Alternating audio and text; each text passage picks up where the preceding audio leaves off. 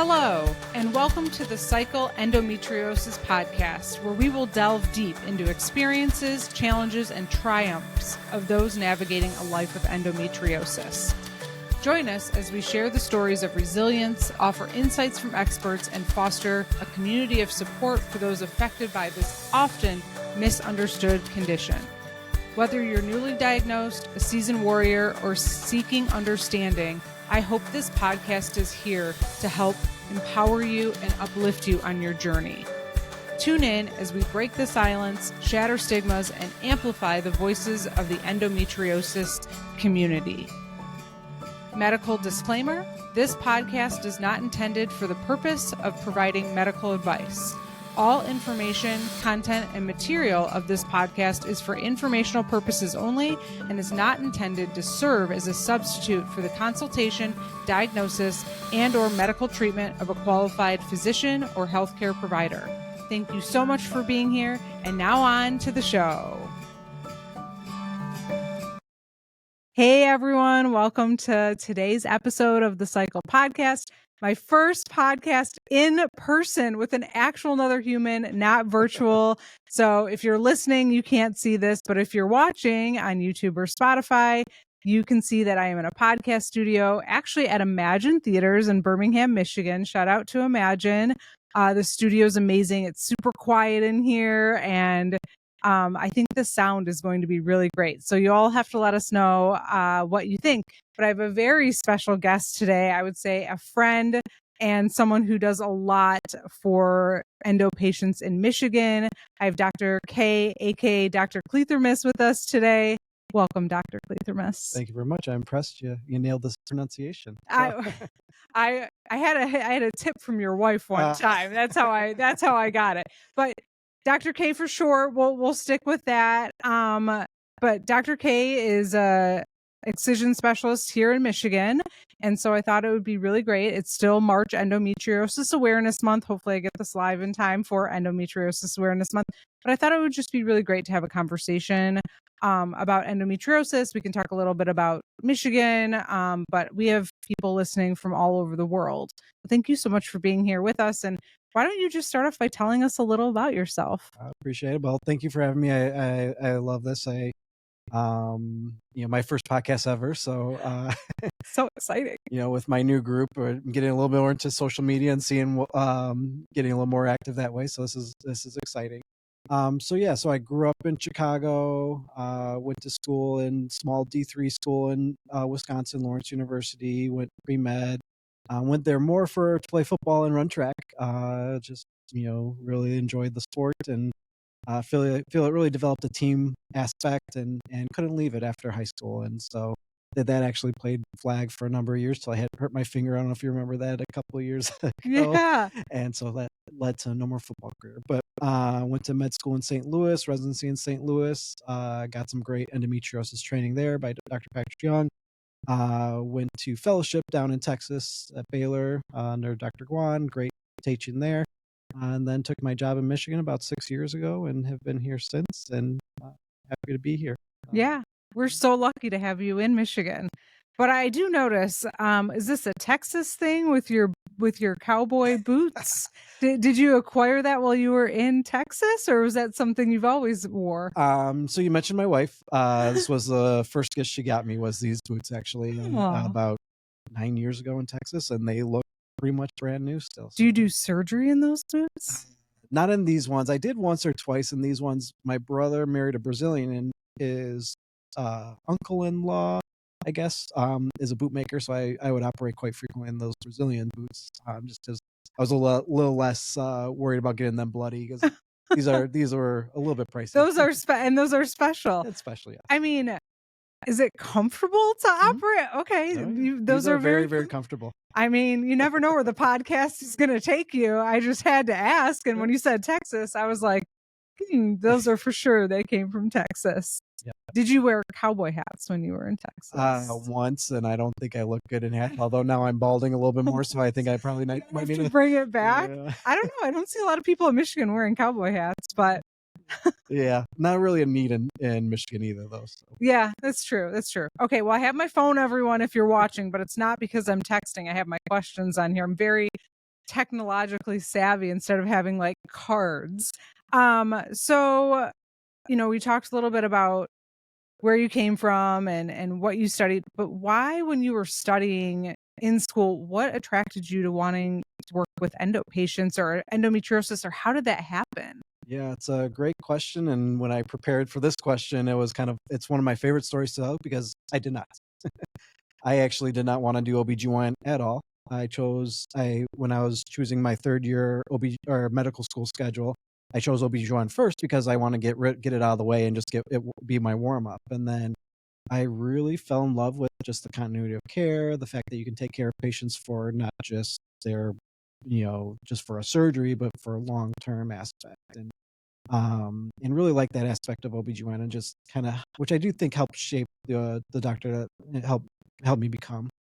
But I did it and really enjoyed the surgeries, really enjoyed the patients, and did everything else and was actually, to be honest, a little bit bored. Not that the other specialties aren't important, but it just didn't get that, adrenaline rush that, as an athlete, it kind of working with my hands and being Yeah. active, like really, really enjoyed that part of OBGYN. And then I worked with a very, very talented surgeon in med school, and she was one of my attendings during residency as well, and helped shape wanting to do surgery. And then Dr. Young joined my second year of residency and just happened to be trained by an expert endometriosis surgeon, and really listened to what he had to say and learn from the teachings that he had. And he would tell me, Chris, you'd be amazed how much this changes patients' lives. And I just listened to him and believed him. And now I'm seeing the results. And so it kind of fell in my lap in a way, but also, yeah, OBGYN was never on my radar. And then now just seeing how much it does change lives. Wow. It's funny that you were like, "Oh, I just want to get this done," and that you ended up working in it. Yeah.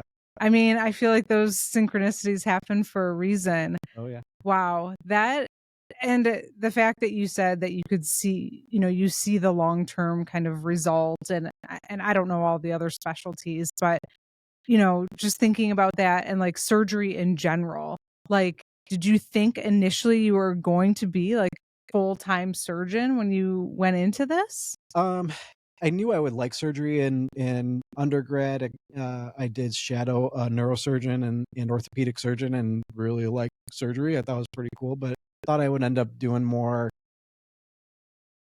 pediatrics or sports medicine route just because I heard the surgical lifestyle can be very demanding Yeah. and it is at times. I think the nice thing about minimally invasive GYN surgery is it's not quite like that. It could be, Mhm. but the way that MIGS has developed as a specialty, it's not quite that as demanding as some of the other ones, which I think is good for good work life balance.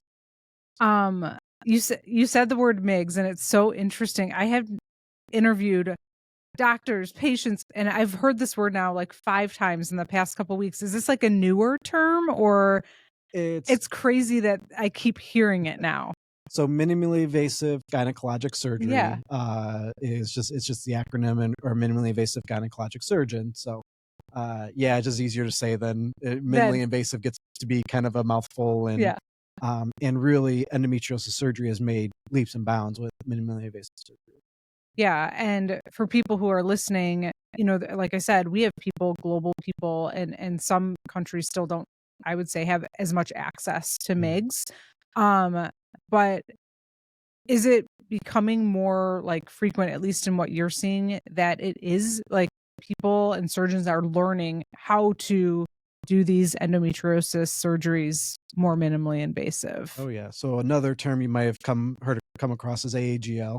Yeah. And that's the big national organization that trains the fellowship trained mixed surgeons. And it is a or it's a global organization that has doctors from all across the globe coming to the meetings. And there's doctors from Africa, from Asia, from Europe, from all Russia, from all sorts of different countries, continents, and yeah, the minimally invasive approach is gaining more and more traction and becoming more and more available, even in some of the more third world countries. Yeah, that's great. And then obviously the benefits of that, you're the doctor, but healing time is much less and less. Is there less risk involved in it, or is it With still trained surgeons, yes. right?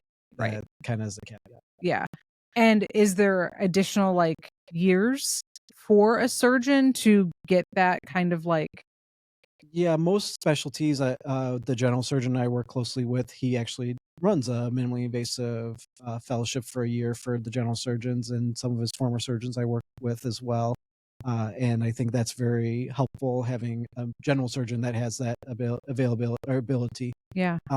MIGS and GYN is a 2-year specialty fellowship. A lot of residencies are including that in their training requirements, but unfortunately during residency it's usually not enough training as an OBGYN to be an effective surgeon. You really want that someone that's done those extra years that is skilled, to have that extra skill and training to do these surgeries. Yeah, makes a lot of sense. And there's a lot of different organs and things in the pelvis, which there's a lot going on in there, which I'm sure you know because you see it all the time. So just kind of switching gears a little bit away from surgery, but we have a lot of people who listen that are in all areas of their journey or relatives or loved ones or anything like that. So what are some of the common early symptoms of endo, and why do you think it's so difficult to diagnose? Yeah, so the early symptoms are pain. I mean, it's the main symptom and the early symptom. And the difficulty diagnosing is very multifactorial, but I'll touch on the pain a little bit. So pain with periods tends to be the number one symptom, and also the early symptom. And so young women starting to have their periods start having pain. And even today in my office, saw patients that were saying, hey, when I was 13, 14, started having pain. And which then leads to the difficulty of diagnosing it, is a lot of women are told, oh, that's normal. Or, oh, no, you just need to deal with it. Or, say it's in your head, and the gaslighting and other things that go along with it.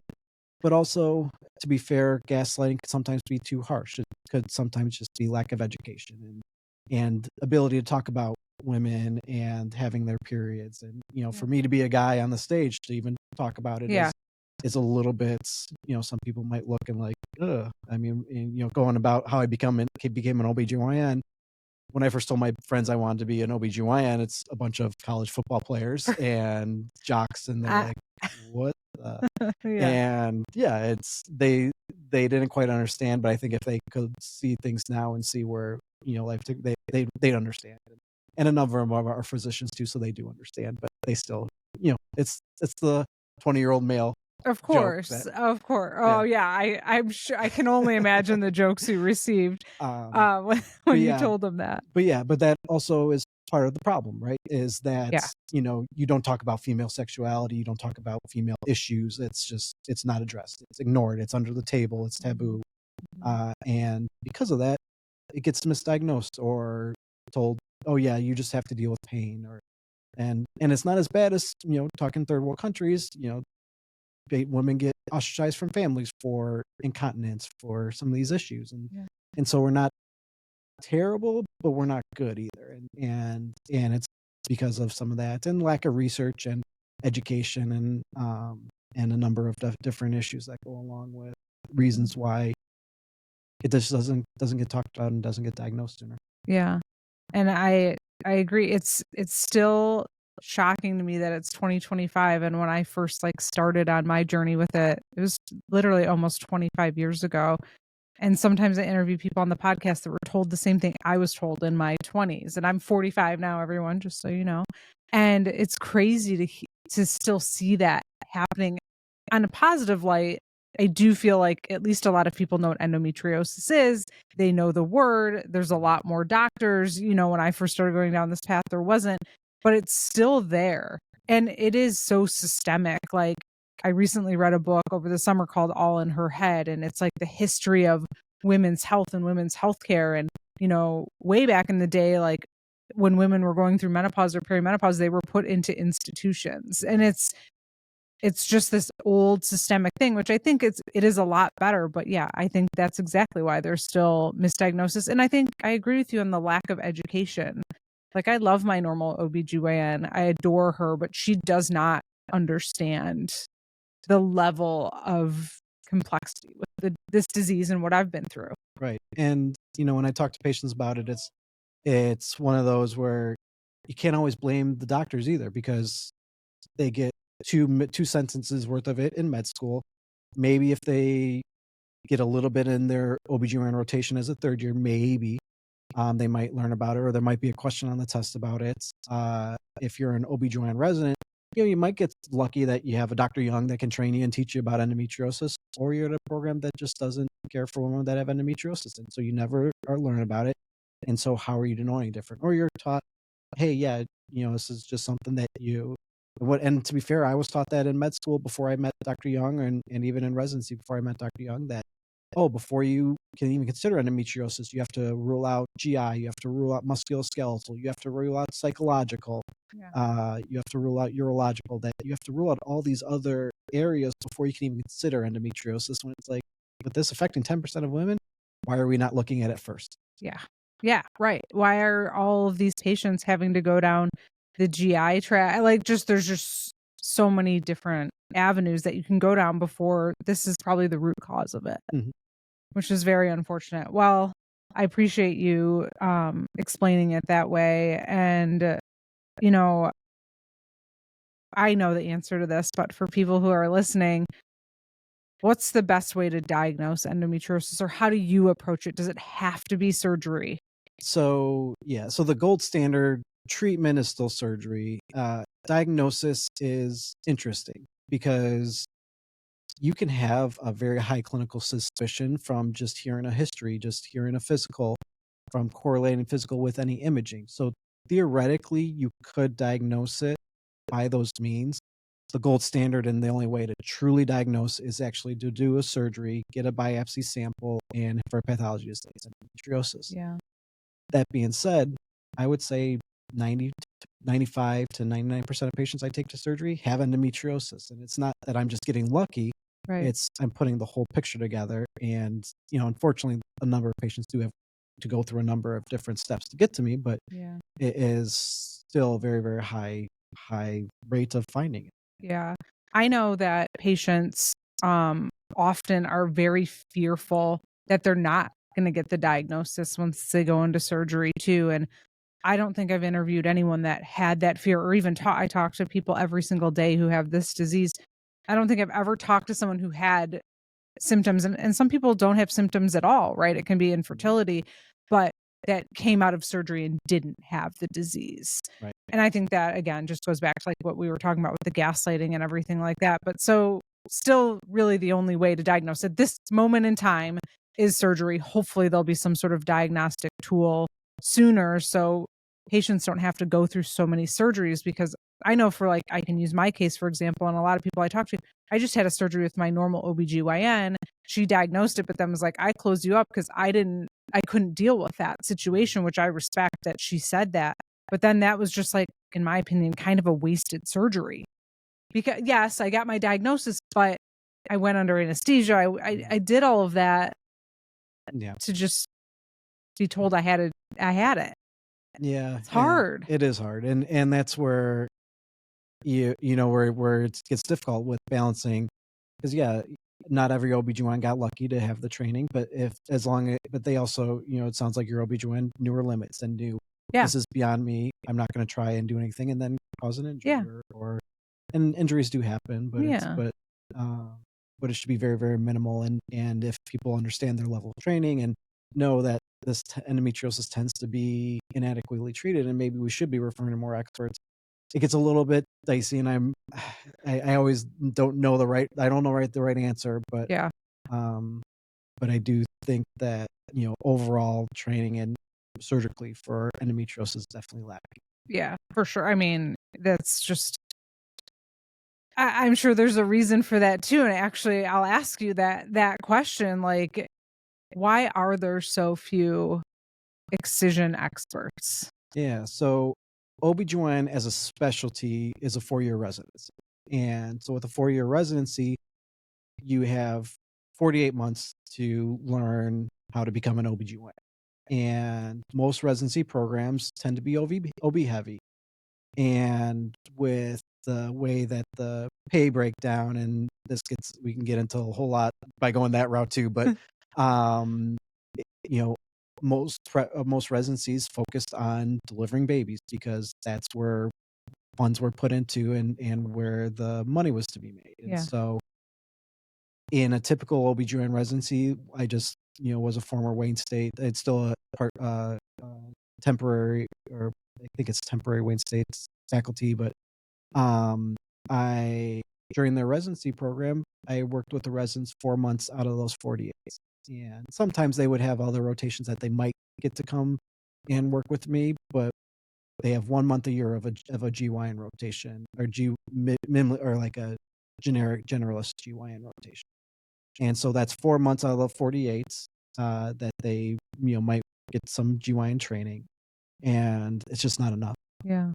And so they come out of residency, and just unfortunately, most OB/GYN residents coming out, and even myself, I like to think that, Dr. Holler Schwartz and Dr. Young and Dr. Zenos did a great job training me, and as a generalist surgeon, minimally invasive, and some of the other privates, not to forget all you guys, but those were the heavy, minimally invasive surgeons. And I felt pretty comfortable doing minimally invasive, but then I went to fellowship and learned there is so much more to be learned. And even with really good training, I wasn't trained nearly as good as I needed to be able to do complex surgeries. And I got that in fellowship. So 2 years straight of doing surgery, that's a lot different than one month of surgery every year. For sure. But if you compare the difficulty of surgeries I was doing, and you talk to some of the assistants I have, they are very well aware of how difficult these surgeries are, and they know that I'm not just, twiddling my thumbs doing 5-minute surgeries. That true endometriosis surgery is complex and challenging, and is just, at the end of the day, why a lot of doctors do go out of network for insurance, is because they are putting in a lot of their time, a lot of their effort, and have a lot of skills that are being undervalued. Yeah. And that's not on the doctors. That's like a root cause it's a system, and just, again, back to like lack of awareness of the disease and how serious and complex these surgeries have to be. Exactly. Which is, just the more awareness, which is why I do the show, and people hear me say it all the time. I'm sure they're sick of me saying it, but the reason why I do this show is to just raise awareness on these things, because it's really important that we keep fighting to try and get the right care.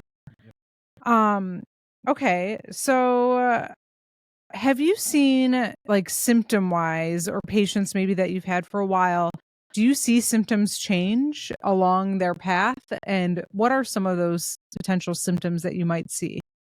So, and with this question, are you referring to after surgical management, or are you thinking just the way that pain changes over the years? Yeah, how about I'll make the question start this way. So maybe the first sign of the disease, the symptom is pain with your cycle.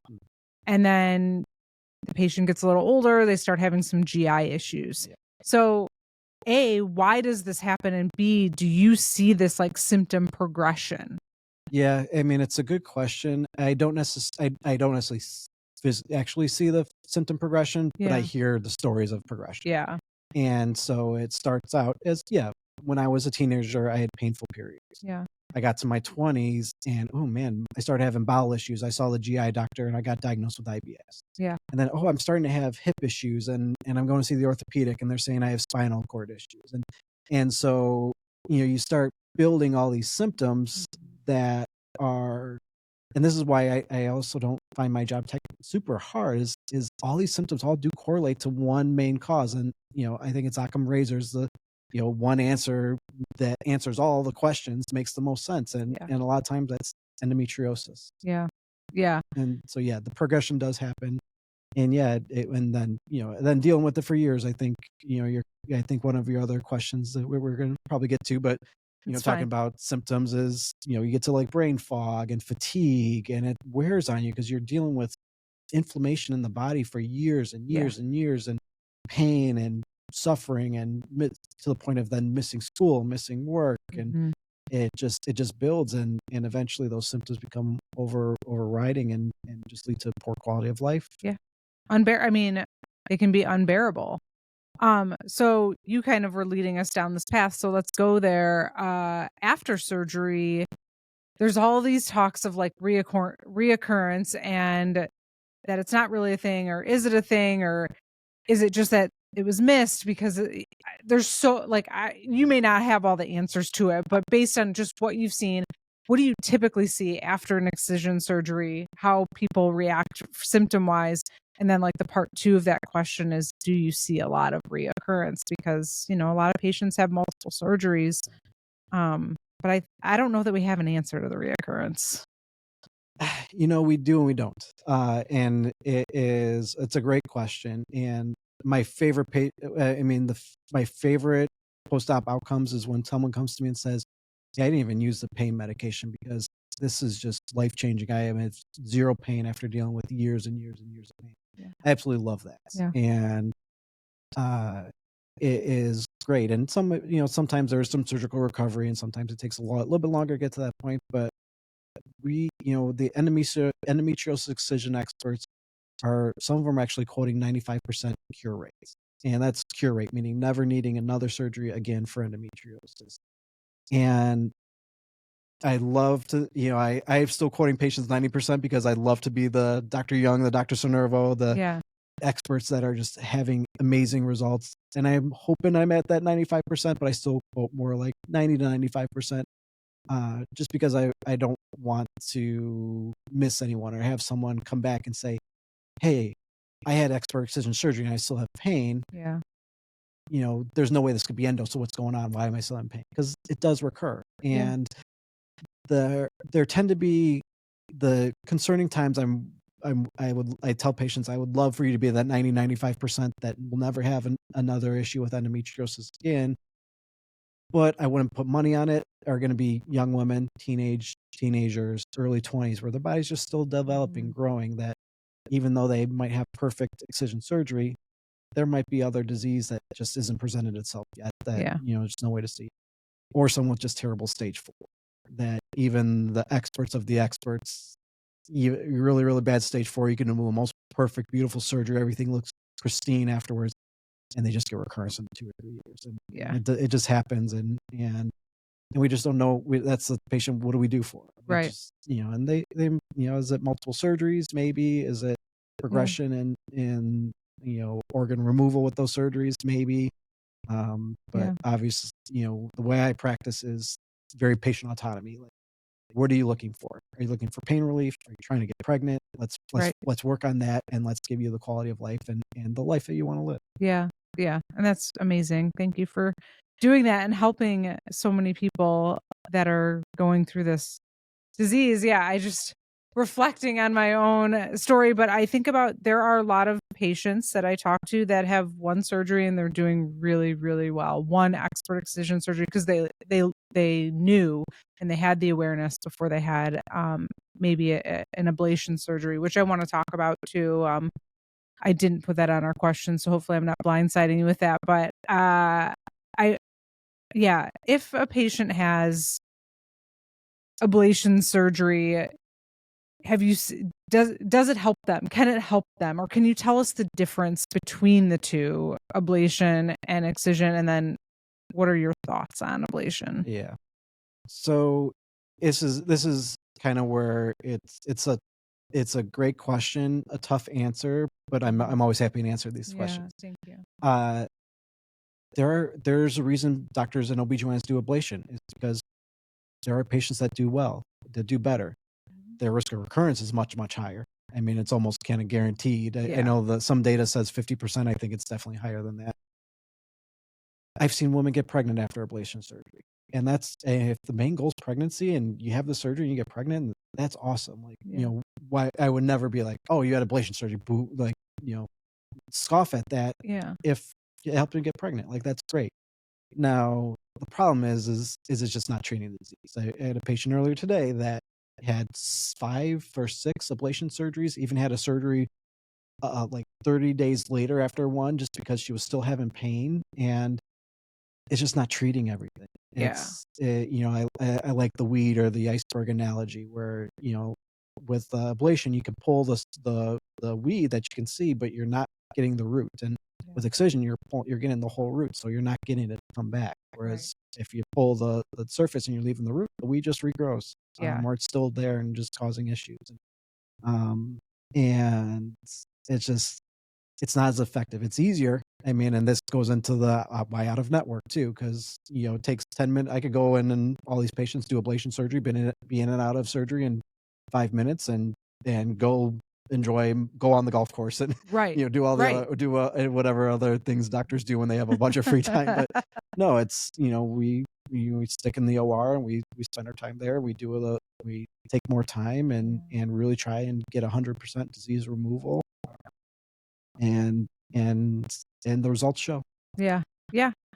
Absolutely it does. And these like endo lesions that you're saying, like pulling the weed out, like what are, like, I don't even know how to ask this question, not like what are they, but like when you're pulling, these are just tiny little pieces of like tissue. Sometimes, right? Yeah. Sometimes they're a lot bigger than that. They're big, right? So when you're removing it, it's also like, as you're saying, you spend a lot of time in the OR. There's a lot of organs and there's a lot of nerves and there's a lot going on in the pelvis. You have to be very careful when you're removing these lesions, and they come in all sizes, right? Yep. And so it's complex. Like to do excision is complex, and that's the other thing with ablation is you see it all the time, or at least I see it all the time. I'm sorry, not everybody sees it all the time, but where the patient will come to me and say, "Oh yeah, my doctor ablated this in this spot, but they didn't feel comfortable. They couldn't ablate this spot." So it's just like, so you still have endo in there. Yeah. And there's no wonder you're still in pain, or no wonder you still can't get pregnant. It's just not, it's a little bit of lack of skill, lack of training. Not trying to dismiss other doctors, but it's just, if you can't cut it out, the argument is, should you be doing that surgery? And again, and this is where the answer of ablation is, hey, if it helps the patient get pregnant, is it a good surgery? Yeah, it could be, but it could not be. And so if that's their goal, I guess it really depends on the patient. But, on the show, we always talk about if you can access it and you can get excision surgery, that's really the gold standard to like feeling better and removing the actual disease from the patients. And higher pregnancy rates. And feeling better, right? Like, so post-op, you see patients however long after, maybe like 6-8 months. How are most patients feeling after they see you? So the nice thing is they don't usually need to see me that 6-8 months after. Right. And many, I want, as much as we were talking a little bit about the Facebook groups and everything, and I love kind of just glancing on there and seeing the patient. I mean, you're out of surgery, I'm still pain free, and it's just, they're not coming to either. This you get a little bit of selection bias because they might not be coming to see me because they're going to see someone doctor. Else. Sure. So I don't ever want to assume that. Right. That's why I don't want to assume that 90%. You said everybody's great.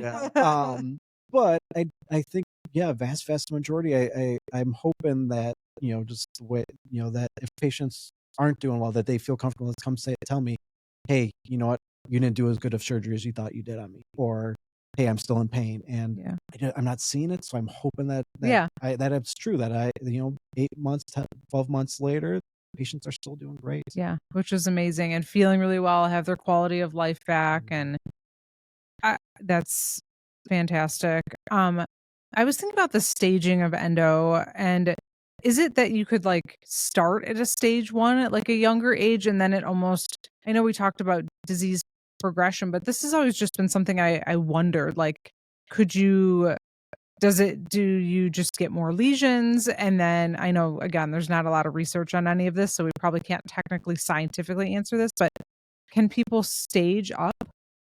It's a great question, and one that you're absolutely right. One, we don't have enough research to tell us one way or the other. Yeah. It's tough because I have had my young 20-year-olds with terrible stage 4 that is just the worst disease I've ever seen. And I've had 40-year-olds that have been dealing with this all their life, and it's stage 1, 2 based off of ASRM criteria.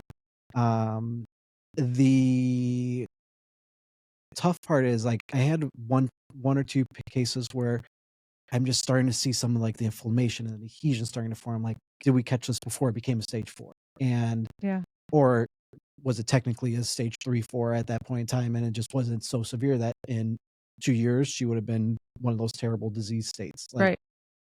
it is one that I wish we had more information and there was a better way to study. It gets a little bit ethically tough to study because it's not like you're going to do a surgery, look in there. Oh yeah, you got bad endo. Let's see what it is in 2 years. Like, Right. it's You just know, we'll just close you up. You just deal with that. It'll be fine. Yeah, it's such a good point. Like, how do you really research it? yeah, it's tough.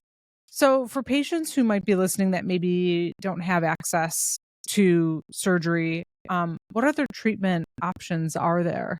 Yeah, I mean, I think for and whenever any OB/GYNs taught this, we taught first line NSAIDs, anti-inflammatories, and I do think there's a role for them, but it's just then you get the patients that, oh yeah, I pop 600, 800 Motrins like nothing.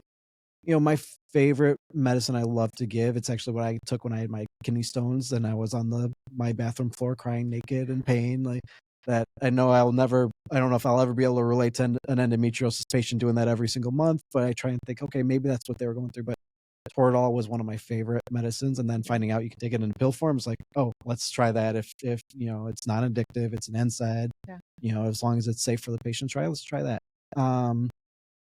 Hormonal options, birth controls, I think, is one of the other early treatment options that a lot of OB/GYNs try. And yeah, they're good for a lot of patients, but not always the best. And so, they're masking symptoms. They're not there to treat the disease, they mask symptoms. Yeah. My favorite is the IUD. I think it works the best out of any sort of hormonal birth control. I don't know if it's just the local effect of it and just decreasing the inflammation in the pelvis or what have you about it, but that tends to be my favorite.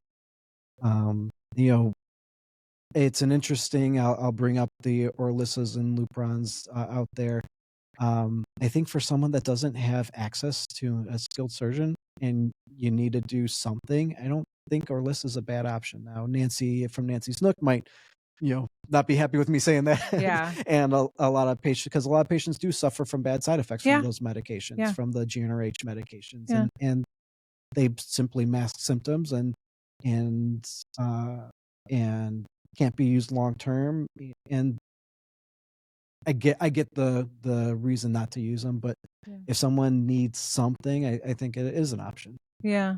So I wouldn't necessarily tell someone never to do that, but Right. I think you got to kind of weigh the pros cons from your situation and where you're at and what your options are and cost benefit. I think there's a couple of years ago, I don't think those were the Orlissas or my Fembries were at all being covered by insurance either. So then I was like, well, let me pay out of the pocket for a medication that I can take temporarily that's not really treating my disease, that in 2 years I'm just in the same spot and having to have a surgery or something like that. But if it's giving you a couple of years relief and you're not having bad side effects and it's covered by your insurance, I wouldn't say it's a terrible option. Yeah, especially I talk about, there's just a lot of people who don't have access to care and what is at least like a first line defense. And so, as someone who, I tried some of those medications and birth control and things like that, which it did take the edge off, but it didn't obviously solve anything. It was a Band-Aid, but in that time period, it was the best solution for me. So the other thing I do have to talk about when we talk about treatment, so that's going to be like kind of your medications. I do think there's a lot of alternative type options, and physical therapy is great. I think, especially for the patient that's getting so stressed and so much pain that they're straining their muscles. The group I joined, pelvic rehabilitation medicine, a lot of patients have done their protocol and just the anti-inflammatory injection aspect of things, I think, is great. Yoga, just as simple as just mind over body, the strengthening the core, all that, just the exercise that goes along with it. And then anti-inflammatory diets, just anything to decrease inflammation in the body. I think all those are good things that can just improve overall health, but at least help patients with their symptoms. Yeah, that was going to be actually one of my next questions, or what are some of the other alternative treatments? Also, I personally love acupuncture. People hear me talk about that. Again, it isn't an expense, but there are a lot of places that have a sliding scale for acupuncture. Some places offer it for free for patients who are in pain. It's helped me just, I think, really decrease my inflammation. Also infrared saunas. Like if you can access an infrared sauna, personally, those are things that have like helped me when I feel like I'm really inflamed. But yeah, the diet is different for everyone, but it is best to try and stay away from foods that inflame you. Yeah. And, acupuncture is a great one. I do include that when I do my counseling because, and I tell patients, hey, and they'll ask me about, hey, what about this supplement? And I say, if it's helping you, why would I tell you not to do it? Yeah. Like anything that's helping you, I'm a supporter of, because at the end of the day, it's about patients' well-being and what's going to help. And for everybody, it might be a little bit different. And we don't have the education or the information about all this stuff or the studies. And so, now you gotta be careful with that because that can For sure. You don't want to take the wrong things and cause some other issues. It might be helping one thing and hurting another. And do your research is what I tell people all the time. And obviously, everyone listening, this is not we're not treating you. We're not giving you any medical advice. This is all just for information. But doing your research is really important. And I tell people all the time, just track everything in your phone or keep a notebook or see how it makes you feel. Because I also think with endo patients, not even I think I know because I talk to so many of them, is different things work for different people. And we all present our symptoms. There's commonalities, but a lot of people have so many different symptoms. Yeah. Oh yeah. Yep. And that's why with endometriosis, I would never tell someone, oh, surgery's your only option. Like go through all the options and try and help guide and educate. I view my job to not be to tell you what to do, but help guide you and help you make the best decision for you and figure out, hey, are you at this point? Do you need this? Do you need this? Could this help? Is this endometriosis? I had a patient today. Didn't think it was endometriosis. Like, honestly, I don't think you need surgery. It's not going to be, and I think that's just as important as knowing when to do surgery. So. Yeah. Are there any like symptoms that you've seen that were just like, whoa, I've never seen that before? I always love to talk about symptoms so people can hear about it. Anything, like under the rib pain, or I've heard people neck and shoulder pain when they've had thoracic endo, like thought it was from carrying a heavy purse every day. And I was like, wow. And then she actually found out that she had lesions on her liver that was like hitting some sort of nerve. So anything like that, any crazy like symptoms that you wouldn't normally correlate with this disease? Well, so many probably, right? Well, I mean, actually, I'd say so little. Oh, really? That it affects so many things. I know. I think the examples you use where it's, the patient that called me from Virginia and said, hey, I have hemoptysis with coughing up blood every month. I was like, that sounds like you need a good cardiothoracic surgeon. I told her, as much as I would love to help you, Mayo Clinic has a great cardiothoracic team. Why don't you try looking there first and see if that's a better option for you, as I'm trying to develop my cardiothoracic surgeon that I feel comfortable with, that we can deal with if it is involving lungs and to that level. I had one patient that mentioned seizures, and that and is it because there was endo in the brain? I don't think so, and she got better after surgery. So my thought process is the pain or the inflammation was lowering her seizure threshold. So there's so many just random symptoms that patients will describe that it's like, could this get better? It's like, potentially. Yeah. I would love for it to. Can I guarantee you with the endometrial surgery that it will? Not necessarily, especially if it's one of those, like seizures. Like, I don't know if it'll get better, but if it gets better, great. And so when it did, it's like, okay, maybe it is doing something to affect the levels in your brain or what. And the inflammation is such a big part of it, and it's very challenging to be constantly inflamed like that. Your body is just reacting to that. Yeah.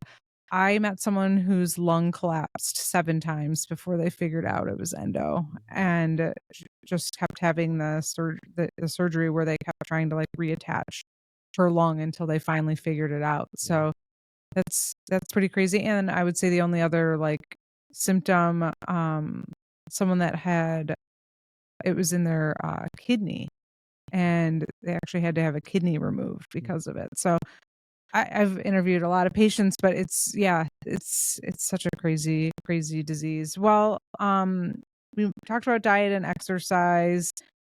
What are some of the common misconceptions about endo you wish people better understood?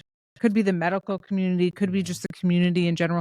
Anything like misconception wise. I mean, I think the worst misconception is when someone tells us, whether it Yeah. be family, whether it be providers, Yeah. it doesn't really matter, because Yeah.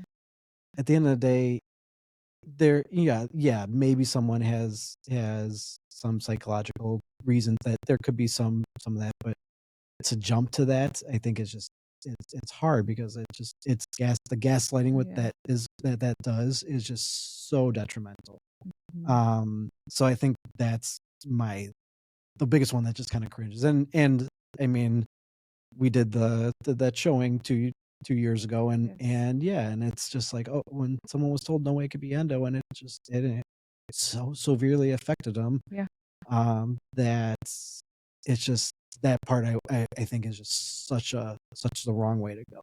Now, that being said, someone with an abuse history, or someone Sure. with psychological, history, and we need more care for mental health, Of and course. I don't, I think it'd be bad medicine to ignore that stuff and just say, Yes. oh, also it can't be that, because this is all endo. Like, I Right. think you got to put the whole package together. Yeah. And really try and, like, make sure at least it's addressed, and say, hey, are you seeing counseling for this, or Right. what treatment have you sought for this, or is this, how severely is it affecting you? And if it's really effective, that it plays a role, because it's just a whole body thing. Yeah. Yeah. Yeah. I would say and to the common this is normal, and just get pat on the back and just be like, just deal with it. Yeah. It's not normal. Right. Like, and we haven't acknowledged, but I'd like to. I've also interviewed some patients who never had a symptom in their life. Mhm. Do you see patients like that as well? And Oh, when yeah. they do find out, it's when they're trying to get pregnant. Yeah. So, yeah, there's actually kind of two patients that I think would fit into this. So one is the one trying to get pregnant, and I'd love to go to the infertility side of this. Yes. I had the one patient that had no symptoms for her entire life, and then all of a sudden started getting collapsed lungs every month, Wow. and menopause after she was menopausal, and so it's just like, it's a crazy disease. It does crazy things. So It is. Wow. but yeah, so that was the one that one is always going Yeah. to stick in my mind too. It's like, what the heck is this? Yeah. Disease is just so crazy. It is crazy. But yeah, fertility. I think it's, Yeah. going down the fertility route is unexplained fertility is just it's a tough thing, and reproductive endocrinology and infertility doctors, they do great work. They are, made leaps and advances in fertility, and are doing great research, but unfortunately they're still OBGYNs, and so they suffer the same kind of pitfalls that most OBGYNs have with endometriosis, Yeah. and it's some are some of the experts in endometriosis surgery, so it's not all, Yeah. but I think, yeah, there's a lot of REIs out there that also just don't quite fully understand endometriosis, and so patients are going through a lot of costly procedures, and the goal is to get them pregnant. And I'm not saying they're not trying to help the patient. No, It's for just, sure. I think the missed endometriosis is a huge thing in the fertility community. I agree with you. And what's your philosophy? I know there's different philosophies out there. If a patient has endo, do you think that they should have the endo removed before they try treatments like IVF or IUIs or something like that to help remove the disease? Yeah, I mean, I think it's a very individualized. I mean, again, I try and Yeah. individualize every patient, so Yeah. a very much individualized situation. If someone's like, I really don't want to do surgery, and there's some data that suggests, we were For talking sure. about Lupron and Orlissa, Yeah. that maybe doing those before doing fertility, like, you can avoid a surgery Yeah. and help you get pregnant. And if Yeah. that's the route you want to go, Sure. and when I was 8 months booked out for surgery, I definitely encouraged infertility patients, like, hey, if you want to try this, like, Right. I'm not going to be mad at you that you went and got pregnant. Right. Like, I'm going to be happy. Right. I'll be the Of first one, like, course. happy for you. So, Yes. so I think it kind of depends on the individual and their situation. Yeah. I think there's a lot of benefits to surgery before Yeah. trying that. yeah, when it comes to, I was just listening to a presentation by AGL where, talking about endometriomas and when to operate on endometriomas. And it gets a little bit technically challenging of, okay, when do you don't? And the main goal is, you want to preserve their fertility and do everything right to help them get pregnant. Right. And so if it's a small endometrioma, and that's all that she has going on, I'd say, yeah, try for IVF first. And if it doesn't work, then maybe we should address the endometrioma and endometriosis if that's not successful. But to jump to a surgery just because there's maybe a little sign of endo on an ultrasound, and you can't get pregnant, it might not be the right thing. So right, it's very, very case by case. yes. Case by case. Yeah. Wow. I know. It's just I could ask so many questions, but I think that's very helpful, and it's super hard to do it in a general conversation like this. It has to be a case by case basis. But how do you feel, or what have you seen, like, for patients who maybe have gone down like the hormone route before trying to get pregnant? Is there a risk that can make the endo flare up and be a little more angry?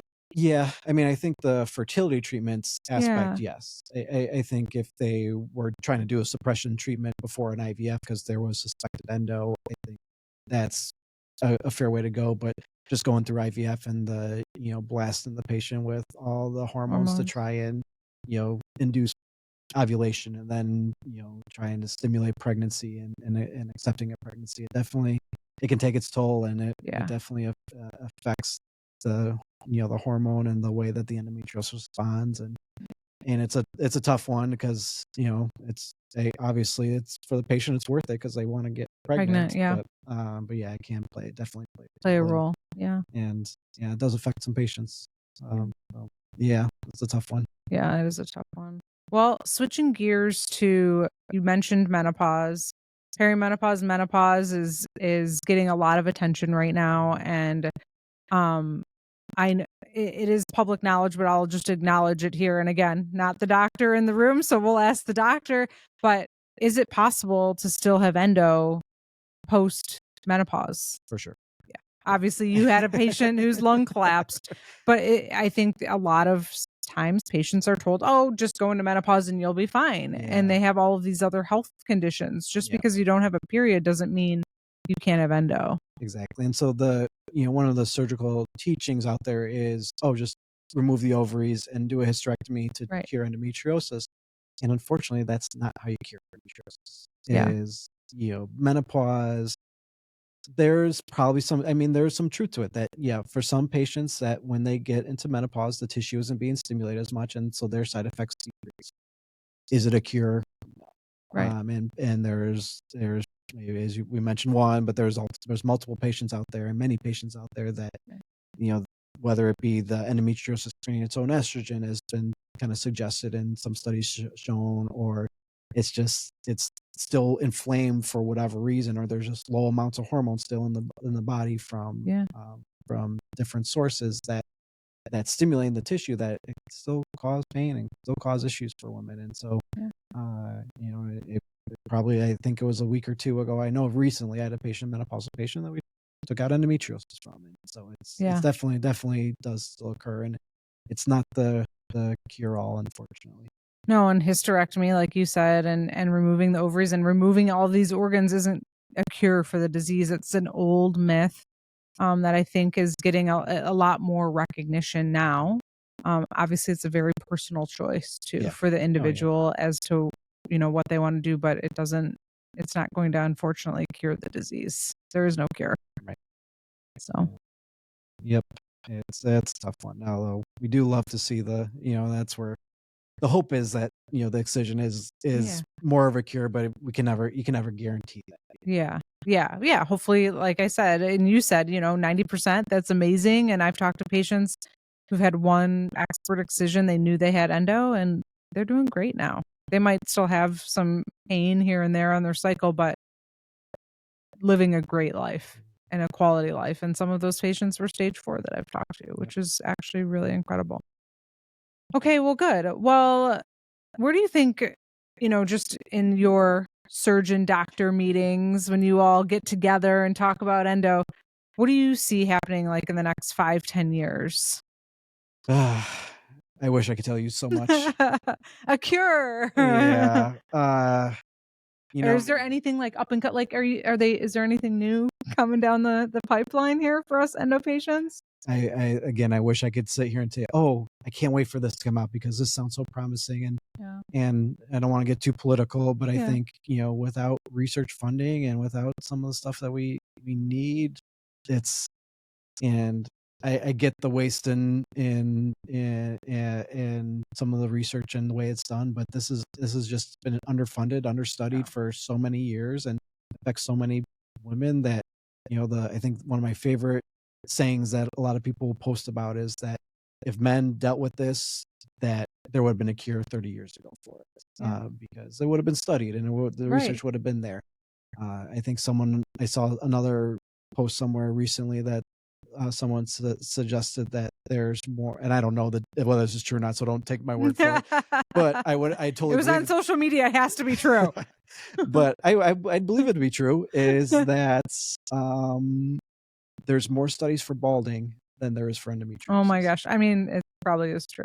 I mean, I wouldn't be surprised. Yeah, yeah. I mean, I've seen all of those kind of like correlations, and it's really unfortunate. And actually, Dr. K and I were talking before the show, and I went to Michigan State University and happened to meet a key researcher there, and they are working, at least I saw a press release, this was last week, because I get all the MSU stuff, is they are working on like at least a non-hormonal treatment, and I'm going to be talking to him in a couple of weeks, and he may come on the show and talk to us about that a little bit, which I think would be incredible. Again, not a cure, but maybe something that could at least help people. And again, going back to access to care, which would be really impactful, I think.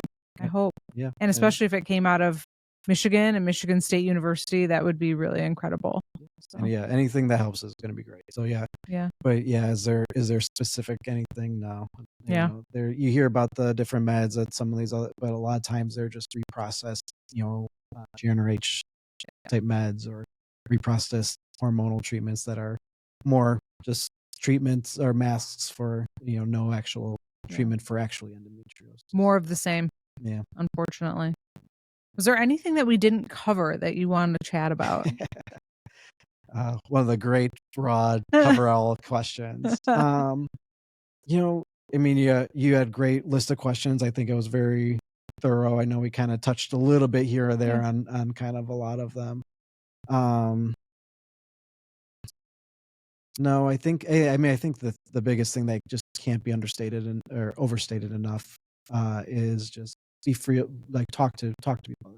If you're having pain, if you're suffering, if you're dealing with anything, talk to your mom, talk to your sister, talk to your husband, talk to your brother, talk to somebody, see, I had a patient the other day who said, oh yeah, my husband did all this research for me and found all this stuff. And I was just like, that's awesome. Like, the fact that, guys are getting involved in this and it's because it doesn't affect just women. It affects not physically affects, women or, all the different ideation or ways that patients that can present. But the quality of life and lifestyle and all that affects husbands, affects parents, affects children, it affects families. So talk to someone and try and get help but don't make it taboo. Yeah, I agree. Yeah. Talk about it.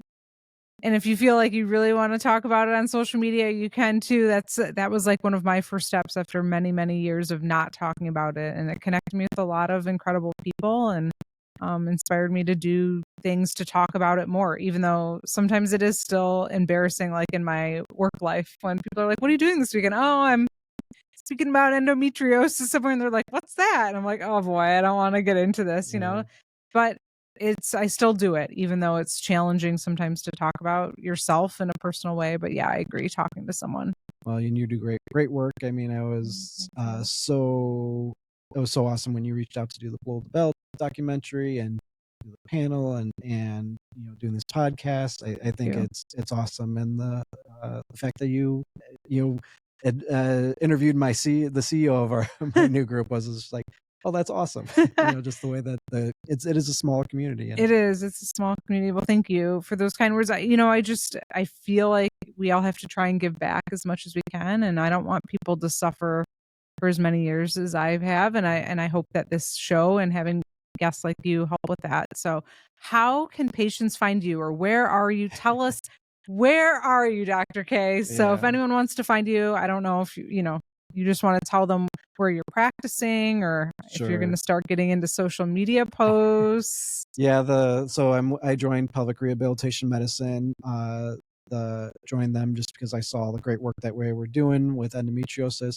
Dr. Lashir in Troy, she would refer me a lot of patients. I would send a lot of my patients to her just because of the treatments that they do. So I joined them a couple months ago, and it's been really good. They are getting me more involved in social media. Oh, which, yeah, here you go. which I never thought I would be doing, but I'm glad that they're making me do it because I think, like you said, it's giving back, Yeah. and it's something that I can do to help spread information, hopefully positive and Yeah. correct information that if it helps one person, if they happen to see it and it helps one person, that's great. And but yeah, so they do a great job advertising. So you Google my name, their group pops up. But pelvicrehabilitation.com. And we're in Troy, actually. I just found out I'm about a couple miles down from here. I didn't realize how close our site is to really everything. Yeah. So close to everything. But except for my house. It's not far from my Yeah. house. But yeah, it's a nice location, nice office. I'm enjoying my time there. Good. We're working on building the national group, the group nationally, and so hopefully getting surgeons and training them and teaching them kind of find ways in some of the other cities to try and help build a great option for patients all across the U.S. That's awesome. They're really lucky to have you. And they do have multiple locations, and I will link that in the show notes. I was so happy when I heard that they were coming to Michigan because, like you said, I interviewed your CEO, but I think at that time they were just still in New York. So it's really great that the practice is spreading and helping so many patients, and with the goal of spreading to have more locations, which is awesome. But don't worry, everyone. I will link everything in the show notes. I really appreciate you, Dr. K, for coming on, talking to me, my first in-person interview after 6 years of the podcast. A couple of those were during COVID years. So, virtual became the thing. If you happen to be in Michigan or you want to come to Michigan, we are planning an event May 1st. More details will be coming out about that. I'll put it out on social media, but we are going to show M Factor. It's a menopause film and Below the Belt. And we're going to do a panel with patients about endometriosis with Dr. K and some folks from his group. So thank you so much for listening and watching and your support of the show. It means everything. And if you like it, please give us a 5-star review because that just helps us get better placement and awesome guests like Dr. K. Thanks so much for listening or watching.